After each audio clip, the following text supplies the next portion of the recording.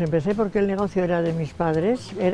Esta casa la fundaron mis abuelos en el 1889 o una cosa así, 88-89. Yo ya ayudaba a mi madre en todo, porque yo llevaba las cuentas y todos los apuntes que había que apuntar tanto antes, porque no se vendía con dinero, se apuntaba todo. La gente aquí de los pueblos, pues a lo mejor cuando juntaban una deuda de X, pues aprovechaban, vendían una vaca o cortaban un bosque de madera, que antes se vendía mucha madera, para poder sufragar gastos. Cuando era una chavala yo bordaba y hacía así trabajos a mi manera, pero no, siempre estuve al mostrador, siempre.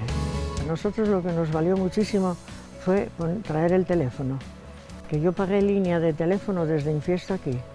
Y en el momento que tuvimos teléfono, pues la gente ya llamaba, ya reservaba, ya empezaron a... Es cuando empezó a evolucionar, que sería por los años 70, por ahí, 70 y pico. Nunca estuve de vacaciones. No las veo en falta porque yo pasaba muy bien detrás del mostrador. Es el trabajo de mi vida, porque no trabajé en otra cosa nada más que aquí. Hay gente que se queja mucho porque hay autónomos que a lo mejor se ponen de autónomos y no tienen trabajo. La ventaja es que tengas trabajo.